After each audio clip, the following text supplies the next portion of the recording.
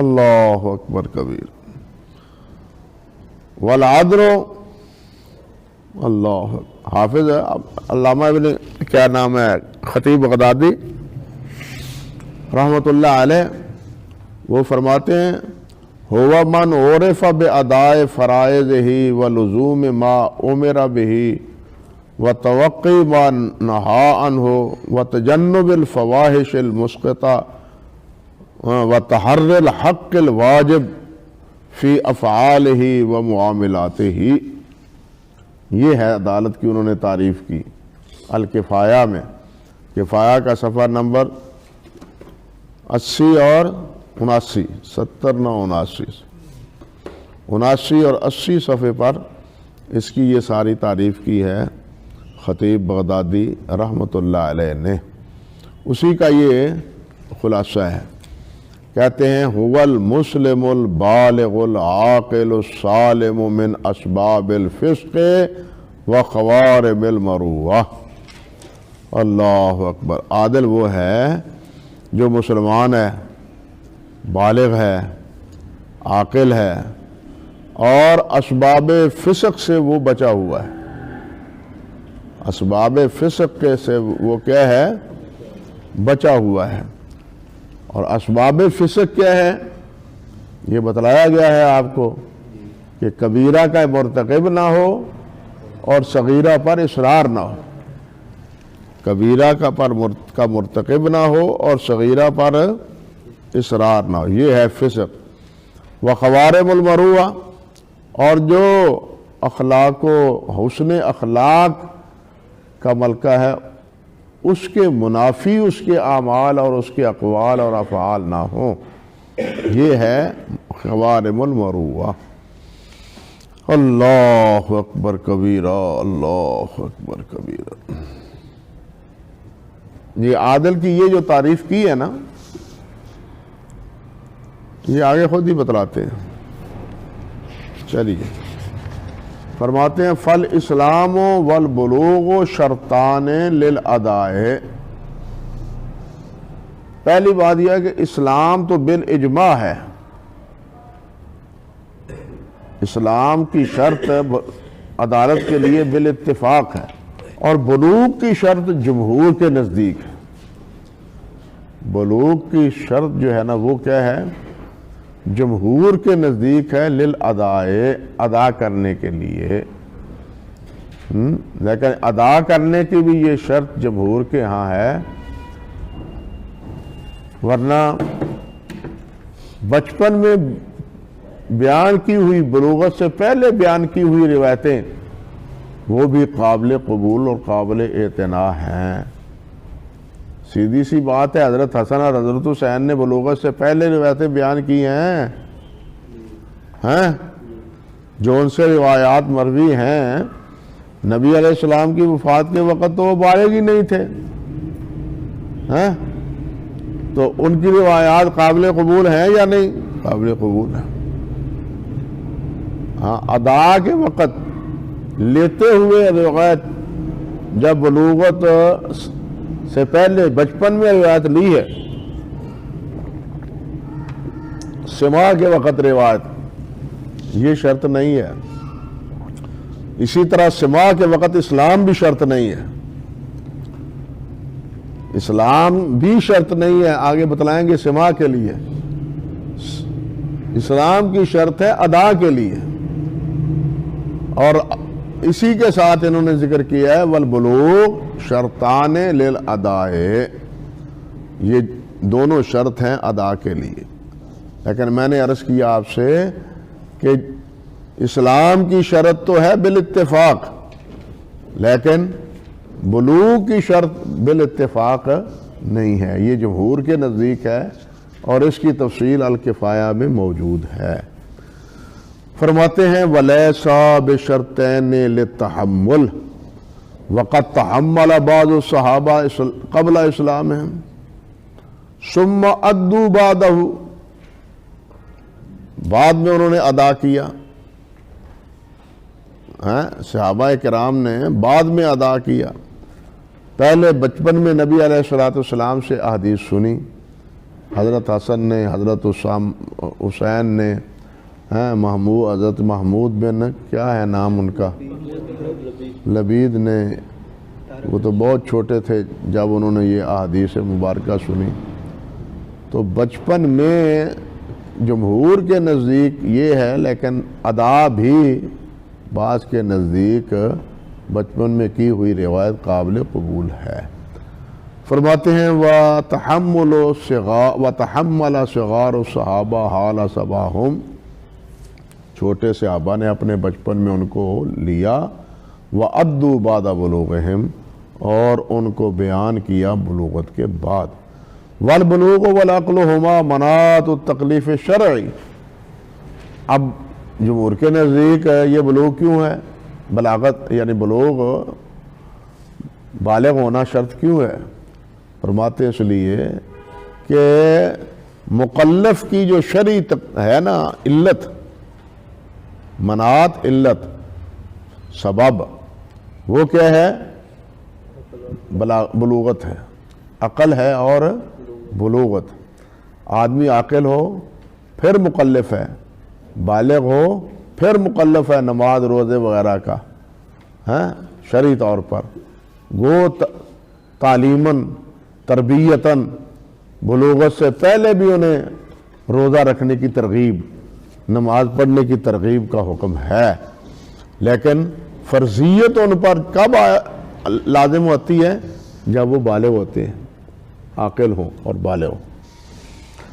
فرماتے ہیں لیکن قد یضبط الصبی الممیز بعد ما سمعہ او شاہدہ ولذالک اعتبر اداہ بعد البلوغ لما تحملہ حال الصبا.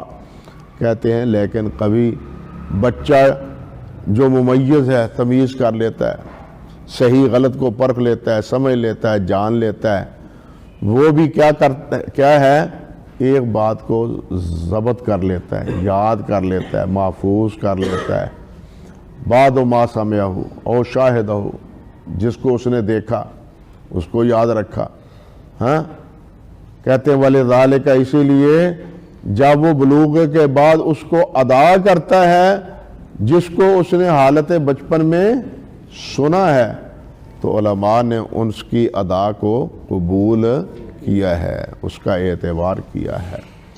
وَالسَّلَامَةُ مِنْ أَسْبَابِ الْفِسْقِ، کہتے ہیں کہ وَخَوَارِمِ الْمَرُوَّةِ، کہ سلامتی اسباب فسق سے اور خوارم مروہ سے انما تتحقق فی ظاہر حال الراوی، یہ متحقق ہوتی ہے راوی کے ظاہر حالت پر، راوی کی ظاہر حالت پر.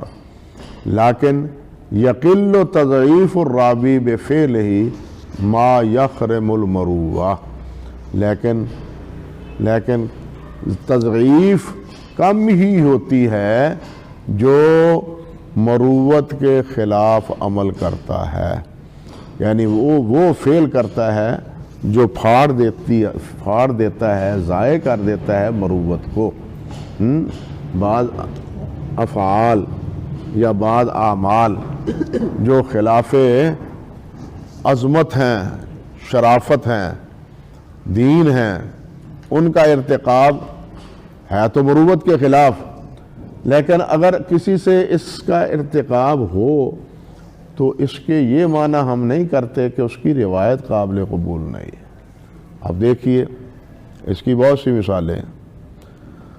اللہ اکبر کبیرہ. امام احمد بن صالح مصری ہیں، اب یہ ثقہ ہیں، صحاح کے راوی ہیں، اور ان کے بارے میں کہا ہے حافظ عذابی رحمۃ اللہ علیہ نے ان کے ترجمے سیر و اعلام النبلاء میں، لم یکن لہ آفۃ غیر الکبر وہو قدح فی العدالۃ بذالک فانہ اسم کبیر. اب دیکھیے ان میں تکبر تھا، کچھ کبر تھا احمد بن صالح میں. بھئی کبر کے بھی مدارج ہے نا. تکبر سب سے تو بڑا یہ ہے کہ انسان اللہ اور اللہ کے رسول کی بات کا، حق بات کا انکار کرے، اور یہ بھی ہے تکبر کہ دوسرے کو حقیر جانے. یہ جو دوسرے کو حقیر جاننا ہے یہ بھی غلط ہے، اور وہ جو غلطی ہے وہ تو انسان کو کفر تک پہنچا دیتی ہے۔ متکبرین کے لیے تو ہدایت کا دروازہ ہی بند اللہ تعالیٰ نے کر رکھا ہے۔ اب احمد بن صالح تمام کے نزدیک ثقہ ہیں، لیکن یہ آفت ان میں موجود تھی۔ حافظ کہتے ہیں، ذہبی کہتے ہیں کہ یہ عدالت کے منافی بات تھی، لیکن اس کے باوجود سب اس سے روایت لیتے ہیں۔ اسی طرح امام بخاری رحمۃ اللہ علیہ کے شاگرد ہیں محمد بن سلیمان بن فارس، یہ راوی ہیں بلکہ تاریخ کبیر کے۔ تاریخ کبیر کا جو نسخہ ہمارے پاس متداول ہے یہ ان کی روایت نہیں ہے، بلکہ ان کی روایت سے نقل کرتے ہیں عقیلی اور بعض دوسرے مورخین۔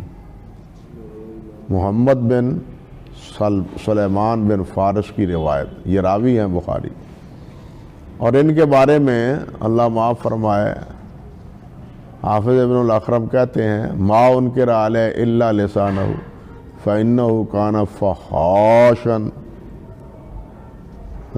فحاشا، گالیاں دیتے تھے، اچھی بات نہیں کرتے تھے۔ اللہ اکبر کبیرہ، اللہ۔ لیکن اس کی روایت صحیح ابن حبان میں بھی ہے، مستدرک حاکم میں بھی ہے، دوسری احادیث میں بھی ہے، بلکہ امام بخاری کی جو ہے نا یہ تاریخ کے راوی یہ ہیں۔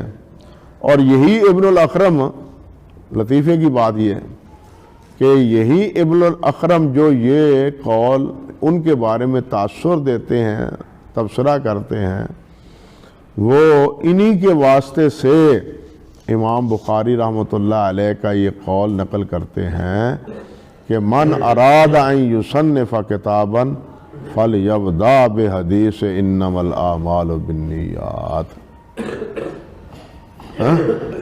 ہے نا یہ بھی ایک بات؟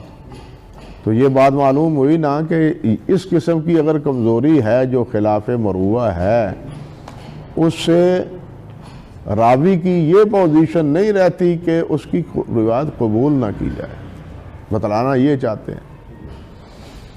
بلکہ ہمارے مناظروں میں یہ بات ہوتی رہی ہے، اور لکھنے والوں نے لکھا بھی ہے جو منہ پھٹ ہیں امام محمد بن اسحاق کے بارے میں کہ کان یلعب بالدیک، کہ وہ مرغوں کے ساتھ کھیلتے تھے، مرغے رکھے ہوئے تھے، مرغوں کو پالتے تھے، ان کے ساتھ کھیلتے بھی تھے۔ اور اس کا معنی کیا کرتے ہیں؟ مرغ باز۔ اب جب یہ جملہ بولا جائے گا تو اس کا مفہوم کچھ اور ہوگا، ہاں؟ پھر مرغے لڑانے والے ہیں جس کی اجازت نہیں ہے، پھر یہاں تک بات پہنچے گی۔ حالانکہ یہ اللہ آپ کا بھلا کرے، مرغے کو پالنا اور ان کو کھلانا یا ان کے پاس بیٹھنا اٹھنا یہ کوئی عیب کی بات نہیں ہے، اور یہ سبب ایسا نہیں ہے کہ جس سے راوی کی تضعیف ہو۔ یہ چند مثالیں میں نے دی ہیں، اور بھی مثالیں ہیں جو خلاف مروت ہیں، جو خلاف مروت سمجھی جاتی ہیں، لیکن ان راویوں کی روایتوں کو ضعیف قرار نہیں دیا گیا۔